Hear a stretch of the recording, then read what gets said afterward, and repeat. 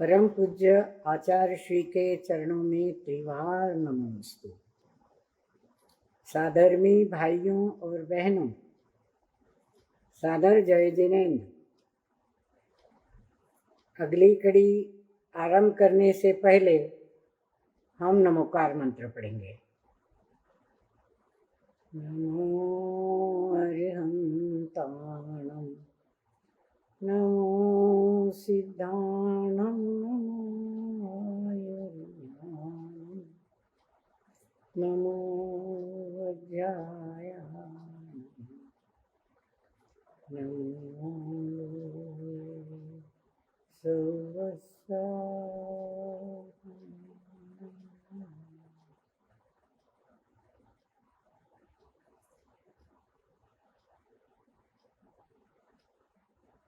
भाइयों और बहनों, गत रविवार को हमने साहित्य की सुंदर परिभाषा पढ़ी। अपने अल्पमति के अनुसार आचार्य श्री के भावों तक पहुंचने का प्रयास किया। कुछ समझ में आया, उतना पढ़ दिया। आचार्य श्री ने शाश्वत सुख की व्याख्या की है कि जो शाश्वत साहित्य सुख का समुद्भव संपादन करता है वही स्वीकारने योग्य है।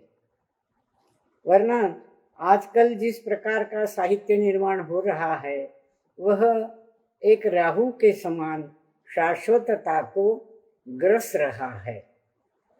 तो संक्षेप में शाश्वत साहित्य की यह परिभाषा सुनकर भाइयों और बहनों, क्या आपके मन में यह विचार आया कि जैसे सच्चे देव सच्चे गुरुओं को हम परख कर लेते हैं वैसे सच्चे शास्त्र भी परख कर पढ़ने चाहिए। इस प्रकार का विचार अगर अपने मन में आता है तो अनायासी अशाश्वत सुख का संपादन न करने वाले साहित्य को अपने आप इस जिन शासन से बाहर होना पड़ेगा। हम आगे चलते हैं। इस साहित्य की व्याख्या को सुनकर कांटे पर बड़ा असर हुआ। हम कहाँ 112 पेज पर थे। उसने कांटे ने साहित्य का मंथन किया और वह मंथन मथक बना, मथने वाला बना या मंथन करने वाला बना। तो इतना आनंद आया उसे, उसका माथा उस साहित्य रस में डूब गया और इतना भाव विभोर हो गया कि एक टांगा वाला था, उसकी टांगे टूट चुकी थी, फिर भी वह नाचने लगा, आनंद विभोर होने लगा। अब आगे चलते हैं पृष्ठ 112 पर। मंद मंद हंसता हंसता उसका हंसा एहसास कराता है शिल्पी को कि सदा सदियों से हंसा तो जीता है, दोषों से रीता हो, परंतु सबकी वह काया पीड़ा पहुंचाती है सबको। इसलिए लगता है अंत में इस काया का दाह संस्कार होता हो। हे काया, जल जल कर अग्नि से कई बार राख खाक होकर भी अभी भी जलाती रहती हो आत्म को, बार बार जन्म लेकर। अब यहाँ कांटा जो है वह अपने भाव यहाँ व्यक्त करता है। अपने मन में जो आनंद की तरंगे उठी है उस पर वह कुछ सोच रहा है और हंसते हुए उसका हंसा, कांटे का हंसा, कांटे की आत्मा। हंसा की उपमा क्यों दी है? क्योंकि हंस पक्षी, राजहंस पक्षी नीर क्षीर विवेकी होता है।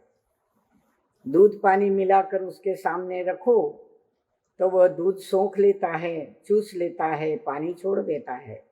तो शाश्वत साहित्य को भी हमें इसी प्रकार चूस लेना है, ग्रहण कर लेना है, और बाकी जो अशाश्वत है, जो हमें सुख का संपादन नहीं कराता, उसको छोड़ देना है। आगे देखते हैं।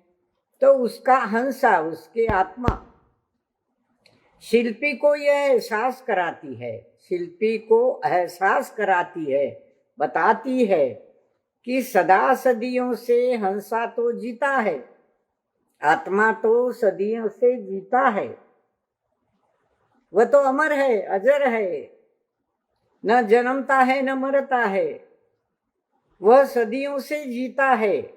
पर किस प्रकार जीता है? दोषों से रीता होकर वह जीता है। परंतु उसे तो किसी न किसी काया में रहना पड़ता है ना। सबकी वह काया पीड़ा पहुंचाती है सबको, सबके आत्माओं को वह काया, वह शरीर पीड़ा पहुंचाता है। कांटे का भी शरीर सबको पीड़ा पहुंचाता है, पर कांटे की आत्मा तो जीती है ना सदियों से। इसलिए लगता है कि अंत में इस काया का दाह संस्कार होता हो। क्यों जला देते हैं लोग काया को? इसलिए जला देते हैं कि वह काया, वह शरीर हमेशा आत्मा को पीड़ा ही पहुंचाता है, पाप के गर्त में ढकेलता है, नरक के गर्त में ढकेलता रहता है। तो कांटा कहता है काया का दाह संस्कार शायद इसीलिए कराते हैं लोग। और हे काया, जल जल कर अग्नि से कई बार राख खाक होकर भी अभी तक भी जलाती रही है तुम आत्म को। हे काया, कैसी हो तुम? तुम हमेशा जलती रहती हो अग्नि से। जला देते हैं तुम्हें आत्मा के, चेतन के निकल जाने के बाद। जल जल कर अग्नि से कई बार तुम राख हुई, खाक हुई, फिर भी अभी तक जला रही हो इस आत्मा को, राख खाक होकर भी बार बार जन्म लेती हो। हे काया, तुम आत्मा के साथ बार बार जन्म लेती हो। चारों गतियों में जन्म मरण कर हम संसार में भटकते हैं, बार बार जन्म लेते हैं। किसी न किसी शरीर में यह आत्मा निवास करता है। यद्यपि यह आत्मा हंसा, यह सदियों से जीता आया है, पर रीता की रीता ही है। ये रीता हंसा, यह रीता आत्मा किन बातों से रीता है? सब विकल्पों से रीता है। वह निज ध्रुव शुद्धात्मा, वह द्रव्य, द्रव्य जो शुद्ध द्रव्य है, वह सभी बातों से रीता है, अछूता है, कोई उसे छू नहीं सकता, अमूर्त है। इसलिए रीता शब्द यहाँ बड़ा महत्वपूर्ण है। कांटा अपने आत्मा का स्वरूप जान गया है कि यह जन्म जन्म से रीता ही है, दोषों से रीता है, कोई दोष उसमें नहीं है, वह दोष रहित है, शुद्ध है, उसमें कोई कलंक नहीं है।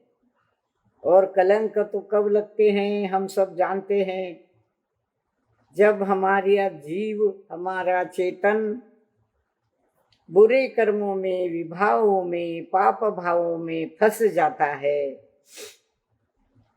तो ये सारे विभाव भाव, पौद्गलिक वर्गणाएं, कार्मण वर्गणाएं, कार्मण शरीर का निर्माण कर हमारे इस शरीर को कलंकित कर देती है।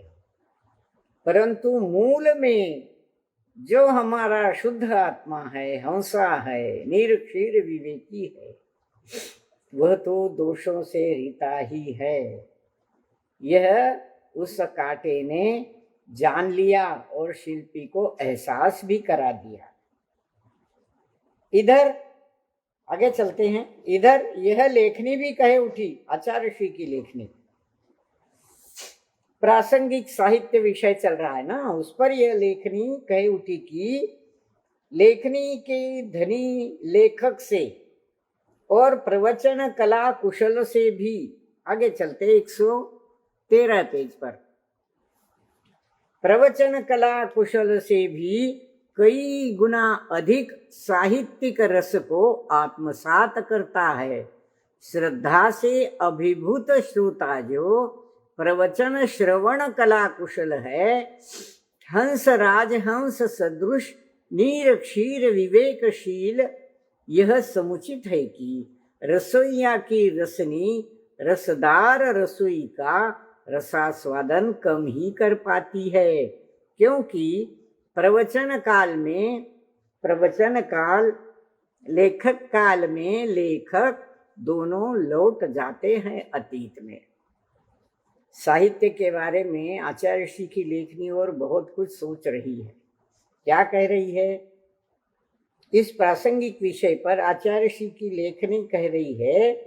किससे कह रही है? लेखनी के धनी लेखक से कह रही है। अब यहाँ तो मूक माटी के लेखनी के धनी स्वयं आचार्य श्री ही है, पर जो शाश्वत साहित्य के निर्माण करते हैं, उसकी परिभाषा करते हैं, उसकी व्याख्या करते हैं, उस पर टीकाएं लिखते हैं, भाषांतर करते हैं, उन सभी लेखकों को आचार्य श्री कह रहे हैं। इतना ही नहीं, लिखने वाले नहीं पर प्रवचन करने वाले भी उस पर प्रवचन कला कुशल से भी वह लेखनी कुछ कहना चाहती है। आचार्य श्री की लेखनी शाश्वत साहित्य का लेखन करने वाले लेखकों को, अन्य लेखकों को कहना चाहती है, और जो उस पर प्रवचन करने वाले प्रवचनकार कला कुशल है, उनको भी कुछ कहना चाहती है। क्या कहना चाहती है?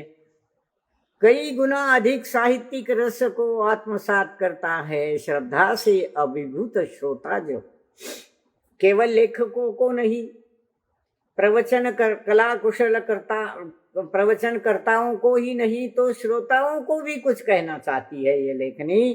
कैसे श्रोता?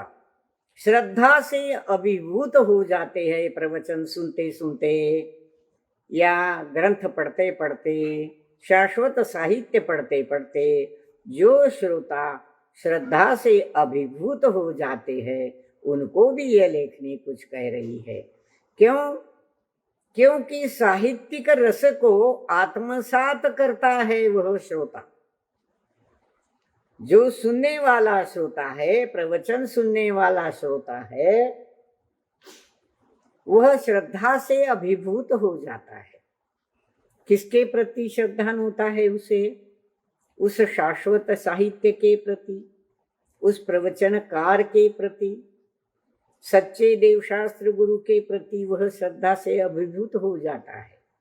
प्रवचन श्रवण कला कुशल है ना, वो जो श्रोता है वह प्रवचन श्रवण की कला में कुशल है। लोग प्रवचन सुनने लाखों की भीड़ में जाते हैं, प्रवचन कला कुशल कितने हैं उनमें से? आपस में बातें करने वाले कितने हैं? नींद लेने वाले कितने हैं? सोचने का विषय है। इससे थोड़ा सा हट गई, मैं भी बहक गई थोड़ी सी। पर जो प्रवचन कला कुशल है वह किसके समान होता है? हंस के समान, राजहंस के समान, नीर क्षीर विवेकशील होता है। तो आचार्य श्री की लेखनी लेखक को, प्रवचन कला कुशल करने वाले प्रवचनकार को और श्रद्धा से अभिभूत होने वाले श्रोता को भी कहना चाहते हैं कि वह लिखते समय, प्रवचन करते समय और प्रवचन श्रवण करते समय भी वह जीव निरक्षीर विवेकी बन जाता है। यह समुचित है। इस पर एक दृष्टांत भी दिया है। यह समुचित है कि रसोइया की रसना रसदार रसोई का रसास्वादन कम कर पाती है। जो खाना बनाने वाला रसोइया होता है, ब्याह शादी में हम देखते हैं, वह रसोइया स्वयं रसदार रसोई का रसास्वादन नहीं कर पाता। बस उसे देखकर बनाकर ही उसका पेट भर जाता है, उसके श्वास में भर जाती है वह सुगंध रसोई की। क्योंकि प्रवचन कला में प्रवचनकार, लेखन काल में लेखक दोनों लौट जाते हैं अतीत में। क्यों नहीं वे रसास्वादन कर पाते हैं? क्योंकि प्रवचन करने वाला भी और लेखन कला कुशल भी लेखक अपने अतीत में लौट जाते हैं, अपने अनुभवों में लौट जाते हैं। अतीत अपने भूतकाल में जो अनुभव किए हैं उन अनुभवों में वो लौट जाते हैं और उन अनुभवों का पुनः याद करके स्मरण करके वो लोगों के सामने लिखते हैं या रखते हैं या प्रवचन करते हैं उस पर। तो ये जो लेखन या प्रवचन होता है यह सब भूतकाल की अनुभूत स्मृतियां मात्र है। वे स्वयं उसका रसास्वादन नहीं कर पाते पर वे स्मृतियां जागृत हो जाती है। दोनों लौट जाते हैं अतीत में, भूतकाल में लौट जाते हैं, भूतकाल की बातें याद करते हैं जो उनके गुरु के मुख से उन्होंने सुनी थी।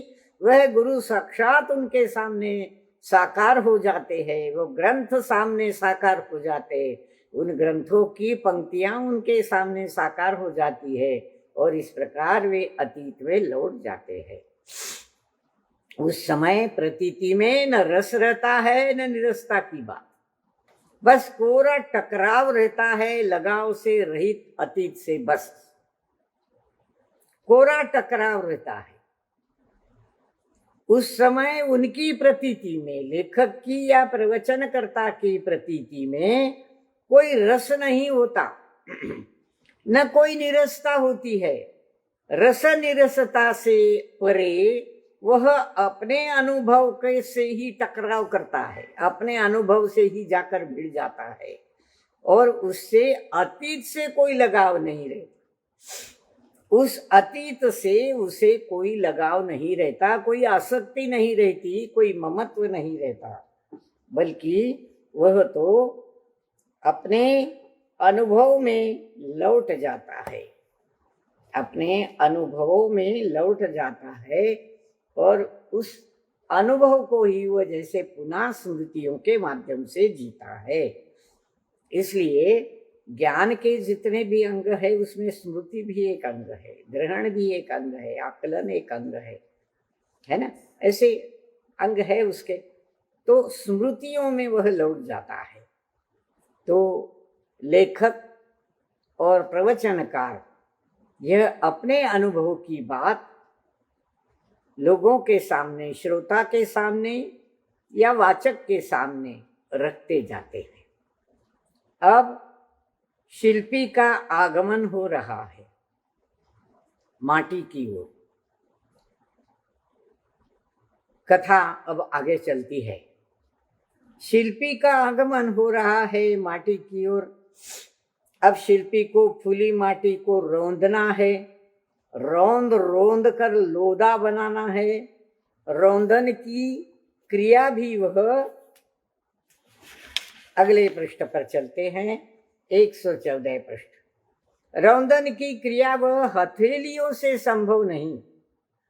स्निग्धता की अधिकता माटी में और लाना है ना, स्निग्धता की अधिकता माटी में और लाना है ना, गोंद बनाना है उसे। तो ऐसा कार्य प्रगतलियों से ही संभव है यह, कारण कि कर्तव्य के क्षेत्र में कर प्रायः कायर बनता है और कर मांगता है कर, वह भी खुलकर। इतना ही नहीं, मानवता से गिर जाता है और मानवता से गिर जाता है। पांव से ही क्यों रोंदनी है माटी को, गोंद बनाना है उसे, इतना मुलायम बनाना है कि गोंद जैसा बनाना है उसे। तो ये गोंद बनाने की क्रिया, रौंदने की क्रिया पगतली से ही संभव है, पांव से ही उसे कुचलना है। एक पांव उठाता है दूसरा धरता है। कुम्हार जो रहता है वह मिट्टी को, गीली मिट्टी को इस प्रकार रौंदता है कि पांव से बार बार उसे नीचे ऊपर करके रौंदता है।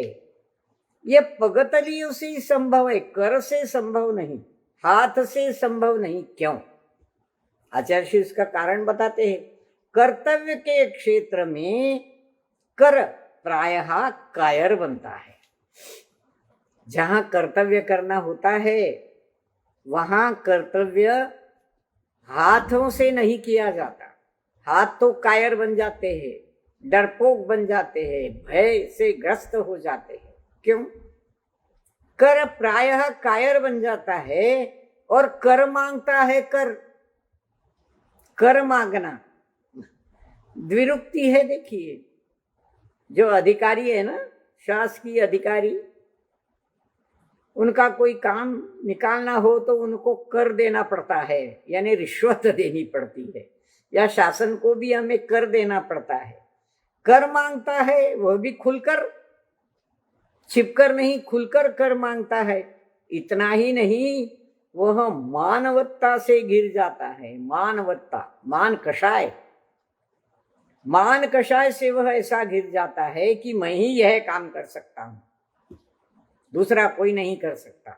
इतना दो तो करूंगा, नहीं तो नहीं। पर ऐसा करना, कर मांगना किसी से भी, खुलकर मांगना, वो भी पैसा मांगकर काम करना, यह मानवता से गिर जाना है। इसमें कोई मानवता नहीं रहती। तो कर पर एक द्विरुक्ति यहाँ आचार्य ने बताई है कि कर कायर बन जाता है, पर कर्तव्य के क्षेत्र में ये पगतलिया ही अपना काम बराबर करती है। यहाँ कर्तव्य का क्षेत्र, इस शब्द को जरा अधिक समझना होगा। जब हमारे गुरुजन विहार करते हैं तो क्या हाथों पर चलते हैं? कर किसी काम के नहीं उनके क्षेत्र में। उनका कर्तव्य का क्षेत्र है विहार करते चले जाना, जो पगतलियों से ही संभव है। भरी धूप में, ठंड में, बरसात में, बस वे चलते रहते हैं, अपने पग के आश्रय से पांव उठाते रहते हैं। इतना ही जल्दी जल्दी चलते हैं। कोई महाराज के साथ आप चलकर देखिए, आपको दौड़ना भागना ही पड़ता है उनके साथ। तो पगतलियों से ही यह कर्तव्य क्षेत्र पूरा करना संभव है। यह कर का काम नहीं, हाथ का काम नहीं है। यह कर्तव्य क्षेत्र पांवों के सहारे, विहार के सहारे ही पूरा होता है। यह एक छोटी सी बात यह निकल आती है। और इस प्रकार कर से कर मांगना, यह मानवत्ता से गिर जाना है, और मानवता से, मनुष्यता से, इंसानियत से गिर जाना है। अच्छी बात नहीं है, यह अच्छी बात नहीं है। अटल बिहारी वाजपेयी याद आ गए, कोई भी कविता उनकी, यह अच्छी बात नहीं है कहते थे। चलो ठीक है। इससे विपरीतशील है पांव का, कर से विपरीतशील है पांव का, परिश्रम का कायल बना वह, पूरे के पूरा परिश्रम कर प्रायः घायल बनता है। और पावनता से मिलता है, पावनता से खिलता है। ये पाव की गुण विशेषता बताई है यहाँ। ये जो पाव है, इनका शील कर से विपरीत है। परिश्रम के वे कायल है, इच्छुक है, परिश्रम को चाहने वाले हैं,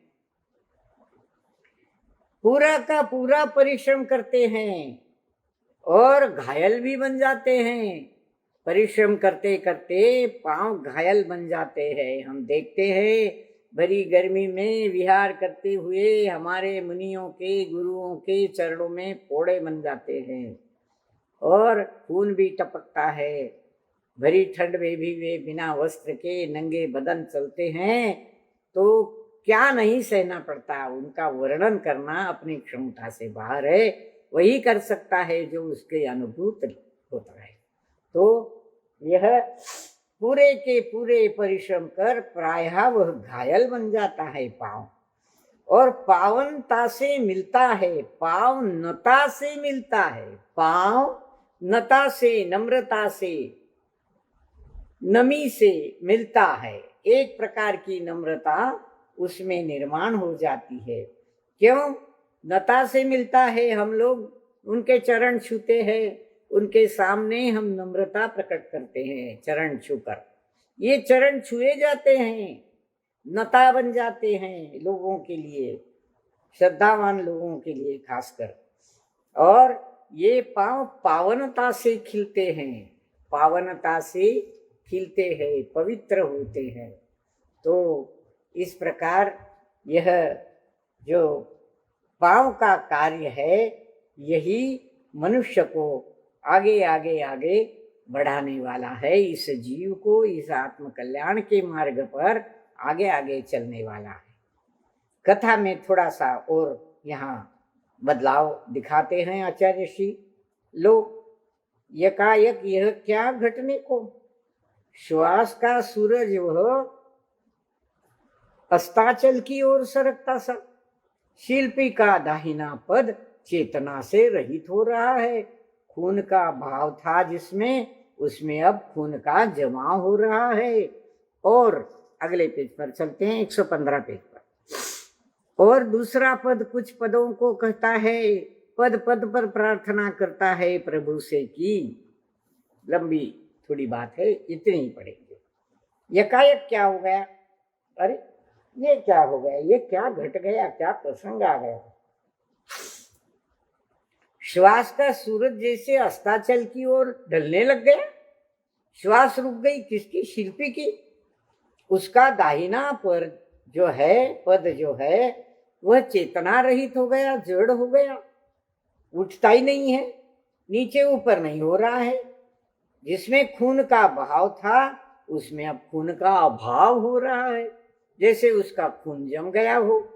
और दूसरा पद कुछ पदों को कहता है, पद पद पर प्रार्थना करता है प्रभु से। दूसरा पद कुछ पदों से कहता है, ये दो शब्द है यहाँ, पद। दूसरा पांव कुछ पदों को कहता है, कुछ वाक्यों को कहता है, कुछ विचारों को कहता है, कुछ रचनाएं उसके मुख से निकलती है। और पद पद पर वह प्रभु से प्रार्थना करता है, पग पग पर, बात बात पर प्रभु से वह प्रार्थना करता है। पदाभिलाषी बनकर पर पदपात न करूं, उत्पात न करूं, कभी भी किसी जीवन को पद दलित नहीं करूं हे प्रभु, हे प्रभु। और यह कैसे संभव हो सकता है, शांति की सत्ता सती माटी के माथे पर पद निक्षेप, क्षेम कुशल क्षेत्र पर प्रलय की बरसात है यह, प्रेम वत्सल शैल पर अदय का पविपात है यह। सुख शांति से दूर नहीं करना है इस युग को, और दुख क्लांति से चूर नहीं करना है। पर दूसरा पद जिसमें अभी खून जमा नहीं है, जो अभी चल रहा है, और जो एक पद उसका जम गया है, चेतना रहित हो गया है, उस पद की बात नहीं है, ये दूसरे पद की बात है। वह कुछ वाक्य कहता है, कुछ पद कहता है, और प्रभु से प्रार्थना करता है कि हे प्रभु, मैं पदाभिलाषी हूं और पदाभिलाषी बनकर पद पात न करूं, किसी दूसरे को कुचलू नहीं, पदपात नहीं करूं, उसके किसी दूसरी वस्तु को मैं अपने पांवों के तले नहीं रोंदू, ऐसा उत्पात नहीं मचाना चाहता मैं। कभी भी किसी जीवन को पददलित नहीं करूं हे प्रभु। किसी जीवन को मैं पददलित नहीं करना चाहता, पदों से नहीं रोंदना चाहता, कुचलना नहीं चाहता हे प्रभु। और यह कैसे संभव हो सकता है कि शांति की सत्ता सती माटी के पद पर, माथे पर पद निक्षेप और मैं करूं, ये कैसे हो सकता है। माटी तो मेरी माँ है, मैं उस पर पांव धरूं, उसको पैरों के नीचे कुचलूं, ये कैसे हो सकता है। मेरे मन में ऐसा भाव कभी नहीं आ सकता। मैं किसी पर भी पांव नहीं दे सकता, किसी को पददलित नहीं कर सकता, किसी के जीवन को मैं इस प्रकार पददलित नहीं करूं, यही मेरी अभिलाषा है। ऐसा उत्पात मैं नहीं कर सकता। और फिर मेरी माँ माटी तो शांति की सत्ता सती है, शांति की सत्ता सती है मेरी माँ माटी, उस पर मैं कैसे पांव धर सकता हूँ। पद निक्षेप कर सकता हूँ। क्षेम कुशल क्षेत्र है उसका, और उस पर अगर मैं पद निक्षेप करूं, पद रखूं, पदों के तले उसे कुचलूं, तो यह तो प्रलय की बरसात हो जाएगी, गलत बात हो जाएगी, सब कुछ बह जाएगा इसमें, प्रलय की बरसात। और प्रेम वत्सल शैल पर अदय का पविपात हो जाएगा। यह जो शैल, जो पर्वत प्रेम वत्सल है, प्रेम की वर्षा करने वाला है, प्रेम देने वाला है, ऐसा शैल, ऐसा पर्वत, उस पर यह तो अदया का प्रविपात हो जाएगा। जैसे उस पर अदया का मैं भाव कर रहा हूं, पविपात हो जाएगा। ये पाप है, ये गलत बात है। पविपात सुख शांति से इसे दूर नहीं करना है किसी युग को। हे प्रभु, मैं इस युग को सुख शांति से दूर नहीं करना चाहता, और दुख क्लांति से चूर भी नहीं करना चाहता, किसी को दुख नहीं देना चाहता। इस प्रकार के भाव उस दूसरे चेतन युक्त से पद से कहलाए जाते हैं। यहाँ आचार्य श्री पद की अभिलाषा कहते हैं। इसी प्रकार की अभिलाषा जिन्होंने कविताएं पढ़ी है, एक फूल की अभिलाषा थी, और वो फूल कहता है कि हे प्रभु, मैं किसी भगवान के चरणों में नहीं चढ़ना चाहता हूँ, किसी और मैं काम नहीं करना चाहता हूँ, मुझे तो आप वहीं गिरा देना जिस रास्ते पर सैनिक अपनी देश की रक्षा के लिए जाते हैं।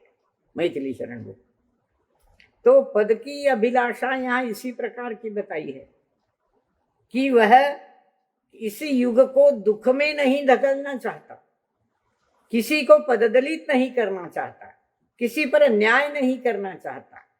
पर्वत हो या मिट्टी हो, पर्वतो माँ है ना, शांति की सती सत्ता है, उसको मैं भला कैसे रोक सकता हूँ पांवों के तले किसी दुष्ट भावना से? नहीं, यह काम मुझसे नहीं होगा। आगे चलते हैं।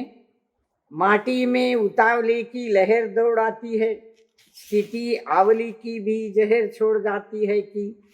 अगले पृष्ठ पर चलते हैं, 116 पृष्ठ। यहां से अब आगे क्या घटता है पता नहीं। उस घटना का घटक वह किस रूप में उभर कर आएगा सामने, और किस रूप में आया हुआ उभार वह कब तक टिकेगा, उसका परिणाम क्रियात्मक होगा, यह सब भविष्य की गोद में है। तो बाएं पांव की यह अभिलाषा सुनकर माँ माटी पर क्या असर हुआ, उसमें उतावली की लहर दौड़ाई, कुछ विचारों में उतावली हो गई, और उसकी स्थिति आवली एक जहर का विकल्प छोड़ जाती है उसके मन में। स्थिति आवली की, आवली क्या होती है? एक समय का हिस्सा है। जैसे समय कम से कम, छोटे से छोटा काल का हिस्सा है, वैसे आवली भी है। तो आवली की स्थिति एक जहर छोड़ जाती है, मतलब क्षण मात्र वह विचार करती है, उसके मन में वह विचार जहर सा विषम भाव घोल देता है। और क्या भाव घोल देता है बाकी के मन में? वह कि यहाँ से आगे अब क्या होगा पता नहीं, क्या घटना है पता नहीं, और उस घटना का घटक वह किस रूप में आएगा यह भी पता नहीं, क्या होगा, कब तक टिकेगा, उसका परिणाम क्रियात्मक होगा, क्या होगा, सब भविष्य के हाथ में है। इस प्रकार वह कुछ चिंता से घिर जाती है। परंतु भवन भूत भविष्य वेत्ता भगवत बोध में बराबर शाश्वत है। परंतु भवन भूत भविष्य वेत्ता भगवत बोध में बराबर शाश्वत है। क्या होगा हमें पता नहीं है, क्योंकि हमारी जो ज्ञान की कक्षाएं हैं, उघाड़ है, वह अत्यंत मर्यादित है। हमारा क्षयोक्षम सीमा में बंधित है। हम कह नहीं सकते कि अगले क्षण क्या होने वाला है, आगे क्या घटने वाला है, वह क्या घटेगा, कब घटेगा, कब तक टिकेगा, इसका कोई ज्ञान हमें नहीं होता। हम बहुत अल्पमति है, सामान्यमति है, हमारा ज्ञान भी मर्यादित है। पर जिसका ज्ञान अमर्याद है, ऐसे भगवत बोध में वह बराबर झलकता है। यह भगवत बोध केवल ज्ञान क्या झलकता है उसमें? भगवत बोध में भवन, भूत और भविष्य वेत्ता होते हैं वे। वर्तमान, भूतकाल, भवन वर्तमान, भूतकाल और भविष्य की प्रत्येक पर्याय का परिणमन उनके केवल ज्ञान में झलकता है। वो जानते हैं कि अगली घटना क्या होने वाली है, कब होने वाली है, कैसे होने वाली है, उसका परिणाम क्या होने वाला है, हम कुछ नहीं जानते। माटी के मन में यह एक बात ऐसा विचार छोड़ जाती है कि जिससे उसका चिंता का जहर उसके मन में मानो घुल जाता है। पर वह जानती है कि यह सब भविष्य के गोद में है और यह सब जानने वाला भगवत बोध बराबर भास्वत है। यह दिखाई देता है केवल ज्ञान में कि वर्तमान में क्या घट रहा है, भविष्य में क्या घटने वाला है और भूतकाल में क्या घटा है। माटी की वह मति मंदमुखी हो मौन में समाती है। म्लान बना शिल्पी का मन भी नमन करता है मौन को। पदों को आज्ञा देने में पूर्णता असमर्थ रहा और मन के संकेत पाए बिना भला मुख भी क्या कहे। माटी की जो मति है वह मंदमुखी हो मौन में समा जाती है। मौन में कुछ नहीं बोलती माटी, क्योंकि वह अपने आप को जान लेती है कि मेरे ज्ञान की मर्यादा अत्यंत सीमा से बद्ध है। मैं अपने ज्ञान के उघाड़ के अनुसार कुछ नहीं कह सकती कि इसका क्रियात्मक परिणाम क्या होगा, कौन सी घटना होगी, कब होगी, कैसे होगी, कुछ नहीं बता सकती। और इसलिए वह मंदमुखी हो मौन में समा जाती है, चुप हो जाती है, कुछ नहीं कहती। और म्लान बना शिल्पी का मन भी नमन करता है उसके मौन को। माँ माटी के मौन को शिल्पी नमन करता है। कैसा? म्लान बना, वह उदास हो जाता है। माटी भी कुछ नहीं बता सकती क्या होने वाला है, यह पाव चेतना से भरने वाला है या नहीं, दोनों पाव काम करने वाले है या नहीं, क्या होगा, हाँ क्या हो गया। तो वह म्लान मुख हो जाता है और माटी के मौन को भी नमन करता है। क्यों? पदों को आज्ञा देने में वह असमर्थ है। पूर्णतः वह पदों को आज्ञा नहीं दे सकता। क्यों? पद तो पुद्गल की पर्याय है, शरीर की पर्याय, शरीर का अंग है और उसका मन, उसकी चेतना उसको आज्ञा नहीं दे सकती। मन के संकेत बिना भला उसका मुख क्या वचन कहे, मुख भी कुछ नहीं कह सकता। क्यों? कि मन से कोई संकेत नहीं मिलता। हमारे दो मन बताए हैं, एक द्रव्य मन, एक भाव मन। भाव मन के संकेत बिना कोई ज्ञान नहीं होता। भाव मन के संकेत बिना कोई वचन क्रिया, वचन तंत्र क्रियाशील नहीं होता।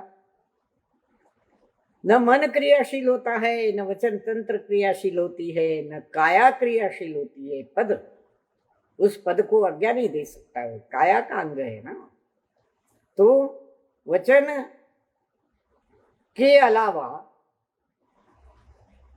उसका मन जो है वह मन का संकेत पाए बिना, भाव मन का संकेत पाए बिना वह वचन की क्रिया भी नहीं कर सकता, कुछ कह नहीं सकता। बस वो भी मौन को नमन कर देता है, माटी के मौन। अब इस पर रचना कहे उठी। किसकी रचना? शिल्पी की रचना। अनुचित संकेत की अनुचरी रचना ही रसातल की राह रही है। यानी जो जीव अपनी जीव जीतता है, दुख रीतता है उसी का, सुखमय जीवन बीतता है, चिरंजीव बनता वही। अगले पृष्ठ 117 पर। और उसी की बनती वचनावली स्व पर दुख निवारिणी संजीवनी बटी। बहुत सुंदर कल्पना है ये, थोड़ा इसको समझना होगा। शिल्पी की रचना कह उठती है। अब रचना कब बोलती है? वचन निकलते हैं मुख से और रस में, जीवा में, रचना में हलन चलन पैदा होती है, तो वह रचना, वह जीवा कह उठती है। अनुचित संकेत की अनुचरी रचना रसातल की राह रही है। जो रचना, जो जीभा अनुचित संकेत की सहचरी बनती है, अनुचित संकेत के साथ चलती है, अनुचित संकेत का पालन करती है। अब ये अनुचित संकेत आता कहां से है? भाव मन से आता है। भाव मन ज्ञानोपयोग से जुड़ता है और यह ज्ञानोपयोग भाव मन के द्वारा इस रचना को संकेत देता है। ये रचना क्या है? वचन तंत्र है। यह वचन यंत्रणा को संकेत होने पर वचन यंत्रणा में हलन चलन निर्माण होती है और वैसे ही वचन निकलते हैं। तो यहाँ रचना ही अनुचित संकेत की अगर अनुचरी बन जाए, भाव मन अगर अनुचित संकेत करे, विभाव की ओर दौड़ने को मजबूर करे, तो वह अनुचित संकेत की सहचरी हो गई रचना। यानी अनुचित वचन बोलती है रचना, अनुचित वचन की संकेत की सहचरी बनती है रचना, और वह कहाँ ले जाती है? रसातल को ले जाती है। कौन सा रसातल है यह नरक का है रसातल। अनुचित वचन बोलना यह मनुष्य को रसातल की ओर ले जाता है। हास्य वचन, कौकुत वचन, इस प्रकार के जो क्रोध से भरे वचन, कषायों से भरे वचन, चुगली, इस प्रकार के जो वचन निकलते हैं रसना से, हमारे मुख से, हमारी वचन यंत्रणा से, वह हमें रसातल की ओर ले जाते हैं, डुबो देते हैं, हमें ऊपर नहीं उठाते। तो हितमित प्रयत वचन बोलना चाहिए का संकेत यहाँ दे रहे हैं आचार्य। हितमित प्रिय वचन बोलो, अनुचित वचन मत बोलो। जो रसना अनुचित वचन बोलती है वह रसातल की ओर ले जाती है। और जो अपनी जीव जीतता है, केवल स्वाद के बारे में ही यह जीतना नहीं है, स्वाद को तो जीतती है रसना, पर अनुचित वचनों को भी जीतती है यह रसना, तब सुखमय बीतता है उसका जीवन। जो अनुचित वचन बोलती है रसना तो रसातल को जाती है, और जो अनुचित वचन बोलने से जीतता है अपनी रसना को, वो जितेंद्रिय है ना, अपने इंद्रियों को जीतता है, मन को जीतता है, रसना को जीतता है।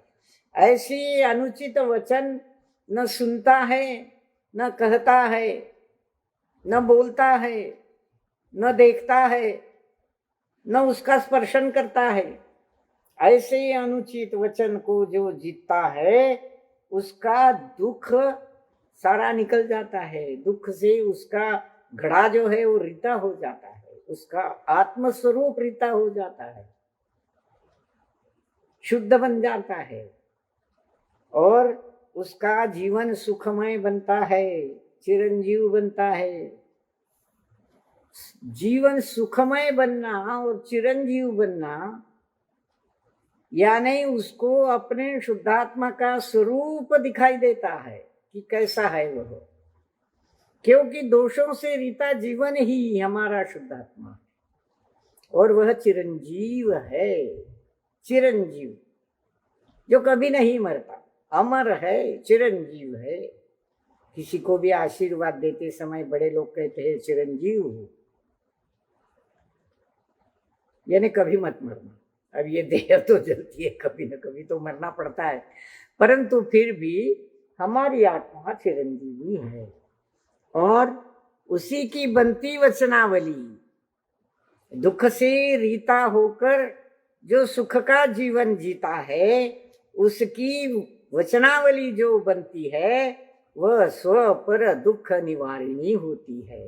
अपना तो दुख निवारण करती है, दूसरों का भी दुख निवारण करती है। तो ऐसे स्व पर दुख का निवारण करने वाली मानो वह संजीवनी बटी है। संजीवनी औषधि जो है, जो आसन्न मरण को भी पुनः जीवित कर देती है, ऐसी संजीवनी बटी। यह जो हितमित वचन बोलने की, हितमित प्रिय वचन बोलने की कला है, यह उसके स्वयं को दुख को तो जीती ही है, पर को भी सुख का अनुभव कराती है। पर स्व पर दुख निवारिणी ऐसी है वचन कला है। इस वचन कला का वर्णन यहाँ रचना के माध्यम से, शिल्पी की रचना के सोच के माध्यम से आचार्य श्री ने हमारे सामने रखा है। और भी वह कह रही है कुछ, चलते हैं। चलना, अनुचित चलना और कुचलना, तीन बातें हैं। प्रसंग चल रहा है कुचलने का। कुचली जाएगी माँ माटी, फिर भला क्या कहूं, क्यों कहूं, किस विधि कहूं पदों को। और गंभीर होती है रचना, उसकी वचन प्रक्रिया गंभीर हो जाती है शिल्पी की। उसकी रचना, शिल्पी की रचना गंभीर हो जाती है, कुछ नहीं कहती, क्योंकि वह ये सोचती है तीन बातें, चलना, अनुचित चलना और कुचलना, तीन बातें हैं। चलना, पैरों से चलना। चलना अपने सुख के संपादन के लिए जिस मार्ग से सुख का संपादन करने वाले गए, उस मार्ग पर चलना। हे भगवान, आपके बताए मार्ग से मैं चलना चाहता हूं, ऐसा जब हम कहते हैं तो वह चलना सुख का संपादन करने वाला है। तो चलना दो प्रकार से हुआ। एक तो जीवा अनुचित वचन से चल देती है, चलने लगती है, बड़बड़ाती है, कुछ भी कहती है, पैरों तले जैसा कुचलते वैसा लोगों के मनों को कुचलती है। तो चलना और अनुचित चलना दो बातें हैं। चलना क्रिया है, वचन भी चलते हैं, और अनुचित चलते हैं तो रसातल की ओर ले जाते हैं।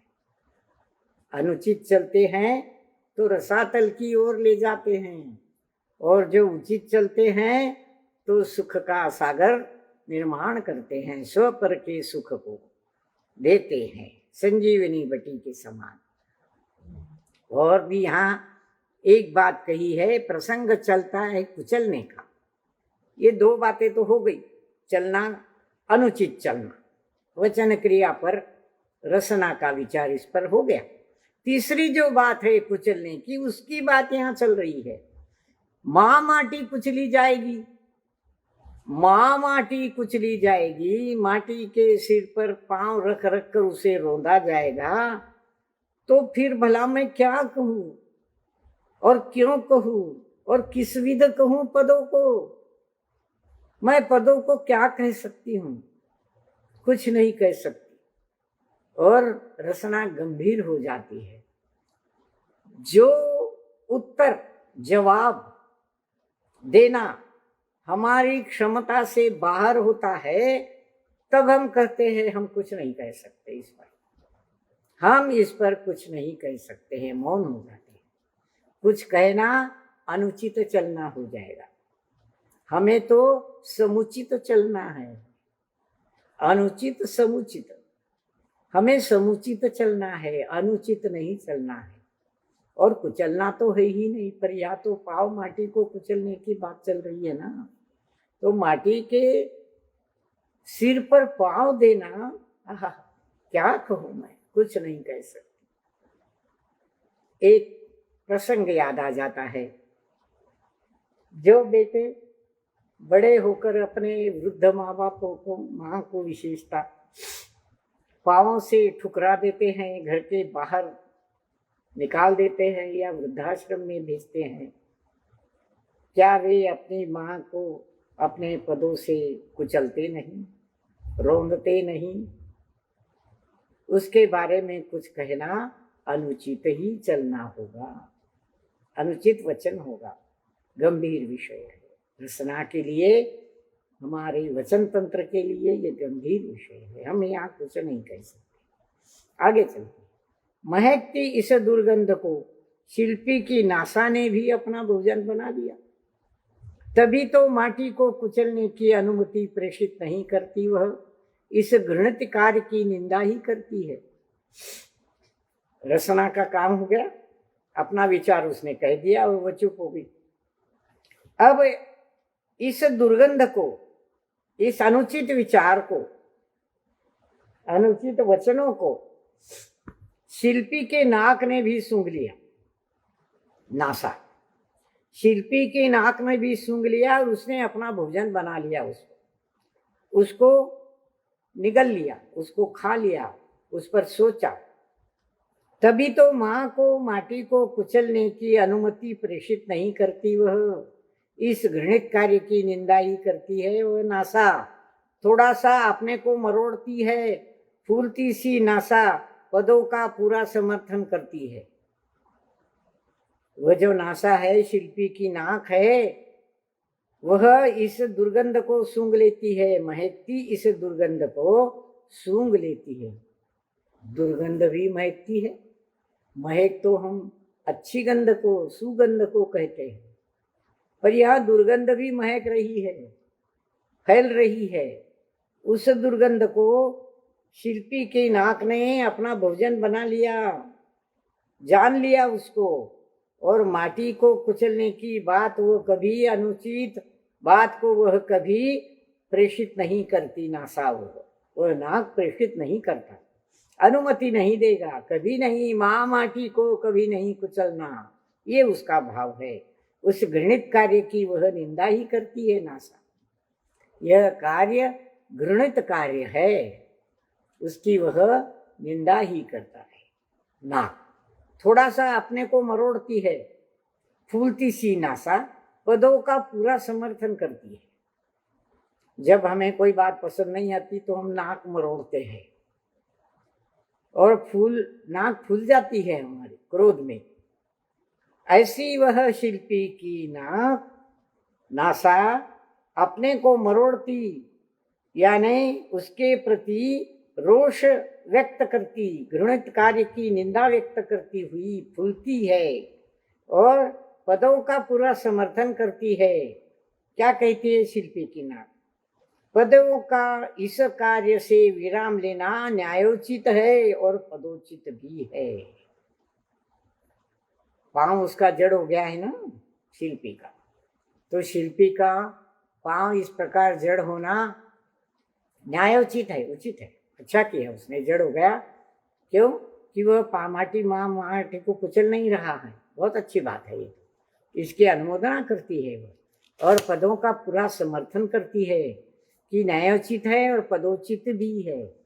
पदोचित पांव के लिए योग्य और शरीर के लिए भी योग्य, पद उचित, उसके पद के लिए, उसके भाव मन का जो पद है, जो स्थान है, उसके लिए भी उचित है। बाल भानु की भांति विशाल भाल को स्वर्णाभा को कुंदित भंगित होती देख शिल्पी की दोनों आंखें अपनी ज्योति को बहुत दूर भीतर भेज देती है और द्वार बंद कर लेती है। इससे यही फलित हुआ कि इस अवसर पर आंखों का अनुपस्थित रहना ही होनहार अनर्थ का समर्थन है। वे आंखें भी बहुत दूरदर्शिनी है। थोड़े में यूं कहूं कि शिल्पी के अंग अंग और उपांग उत्तमांग तक उस पथ के पथिक बने हैं जिस पथ के पथिक पद बने हैं। शिल्पी के एक एक अवयव यहाँ अपना विचार व्यक्त करते हैं। शिल्पी की रचना ने अपना विचार व्यक्त किया, वह समर्थन नहीं करती माँ माटी को कुचलने का। फिर उसकी नाक ने भी इस बात का समर्थन किया कि पांव कुचल नहीं रहा है, बड़ी अच्छी बात है, मैं इसका समर्थन करती हूँ। क्यों कि कुचलना बुरी बात है, यह मैं मानती हूँ। अब पदों का इस कार्य से विराम लेना न्यायोचित है और पदोचित भी है। अब तीसरा अवयव भी आता है आंखों का। बाल भानु की भांति, बाल सूर्य की भांति विशाल भाल की स्वर्णाभा, शिल्पी का विशाल भाल, उसकी स्वर्णाभा, सोने जैसी आभा कुंदित भंगित होती हुई देखकर दोनों आंखें भी अपने सामने आती है और अपनी ज्योति को बहुत दूर अंदर तक भेज देती है। शिल्पी के विशाल भाल पर जो भाव निकल आए हैं रसना के विचार के माध्यम से, नाक के विचार के माध्यम से, उससे यह दिखाई देता है आंखों को कि उसकी मति कुंठित हो गई है, कुंदित हो गई है, भंगित हो गई है। वह भी ऐसा कोई काम नहीं करना चाहता जो माँ माटी को पदों से कुचलना चाहता है। तो दोनों आंखें अपनी ज्योति को, अपनी देखने की शक्ति को, अपनी दृष्टि को बहुत दूर अंदर तक भेज देती है, भीतर तक भेज देती है और अपनी पलकें, अपने द्वार बंद कर लेती है, उसकी ओर वो देखना भी नहीं चाहती। क्योंकि ऐसे अवसर पर दृष्टि का, आंखों का अनुपस्थित रहना ही होनहार अनर्थ का समर्थन है। अनर्थ का असमर्थन, होने वाला, घटने वाला जो अनर्थ है उसका समर्थन नहीं करना। इसके लिए आंखें, अपनी आंखें बंद कर लेती हैं, अपनी पलकें झुका लेती है, बंद कर लेती है और अपनी दृष्टि को अंदर तक, दूर तक भेज देती है। अपनी दृष्टि को भीतर तक भेजना आंखों का काम यहाँ बताया है। पर ये दृष्टि निश्चय की ओर इंगित करती है, निश्चय की ओर संकेत करती है। क्या सही क्या गलत, उस एक की ओर, उस एक की ओर अपनी दूर दृष्टि वह ले जाती है आंखें। ये भावेंद्रिय, आंखों का जो भावेंद्रिय का काम है, भावेंद्रिय आंख जो है वह अपनी दृष्टि भीतर तक, दूर तक ले जाती है। कहाँ तक? निर्विकल्प अवस्था तक की नहीं, इससे हमें कुछ देखना नहीं है। अपनी आंखें बंद कर लेती है, पलकें बंद कर लेती है, क्योंकि जो घटित होने वाला है वह अनर्थ है, उसकी सहमति नहीं हो सकती। और इस प्रकार होनहार अनर्थ का असमर्थन करने में ही वह अपना कर्तव्य समझती है, उचित समझती है। बड़ी दूरदर्शिनी है ये आंखें, दूरदर्शिनी आंखें, दूर का देखने वाली, पर अंदर तक भी दूरदर्शन होता है। श्रद्धान, दूर तक का श्रद्धान दर्शन होता है। और यह श्रद्धान ऐसा है कि थोड़े में कहूँ तो शिल्पी के सारे अंग प्रत्यंग, अंग उपांग उत्तमांग तक उसी पथ के पथिक बने हैं। किस पथ के पथिक बने हैं? जो अंतर दृष्टि तक हमें ले जाते हैं, सारी नय विवक्षा को छोड़ देते हैं। वहां न निश्चय रहता है और न व्यवहार रहता है। सबको छोड़कर निर्विकल्प होकर जो हमारी दृष्टि हमारे अंतरतम तक, तल तक पहुंचाती है हमें, उसका स्वीकार करने की बात यहाँ हो रही है। और इस प्रकार होनहार अनर्थ के असमर्थन से हम अपनी आंखें फेर ले, अपनी आंखें बंद कर ले और उसका असमर्थन करे और हमारे सारे अंग उपांग और उत्तमांग तक, अंग उपांग, ये शरीर हमारा अंग है, ये पंचेंद्रिया हमारे उपांग है, ये उंगलियां हमारी उपांग है, ये आंखों की पुतलियां हमारे उपांग है, और ये मन, ये भावेंद्रिया, ये ज्ञान, दर्शन, वीर्य, सुख, आनंद, ये सब हमारे उत्तमांग है। ये सारे उत्तमांग तक पहुंचने के लिए जो दृष्टि हमारी अंदर तक ले जाने वाली है हमें, और जो जो आज तक ले गए वो इसी मार्ग से गए हैं। आचार्य कुंद कुंद कहते हैं आज तक जितने भी सिद्ध बने हैं वो इसी मार्ग से बने हैं, इसी मार्ग से गए हैं। तो उसी पथ के पथिक बने हैं सारे, राही बने हैं सारे, जो अपनी दृष्टि बाहर के सारे जितने भी अशाश्वत चीजें हैं उनकी ओर दुर्लक्ष्य करके, उनकी उपेक्षा करके, उनकी ओर न देखकर, उनका समर्थन न करते हुए अपने में, अपने स्वस्वरूप में लीन हो जाती है, वह दृष्टि ही सबसे उत्तम अंग है। और उस उत्तमांग तक जो पहुंचता है वह पथिक, उस पथ का राही ही उस दृष्टि तक हमें पहुंचाता है, उस उत्तमांग तक हमें पहुंचाता है। तो सबसे श्रेष्ठ उत्तमांग कौन सा है? हमारी निज ध्रुव शुद्धात्मा।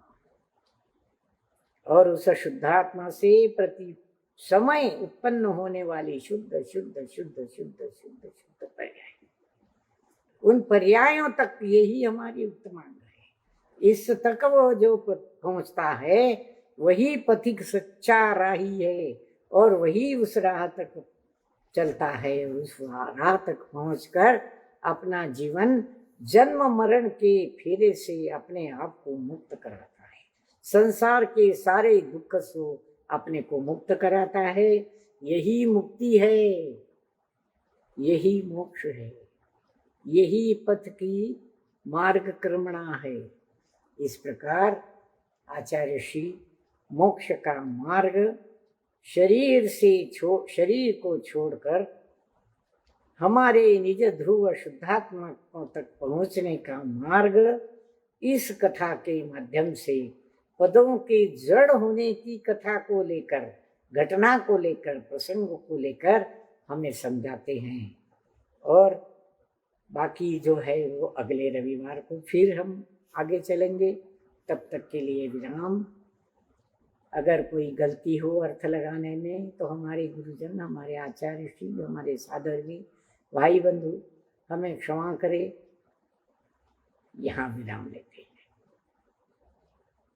जावाणी के ज्ञान से सूझे लोकालो, सोवाणी मस्तक सदा देता। जय जिनेन्द्र। नमोस्तुभ्यं।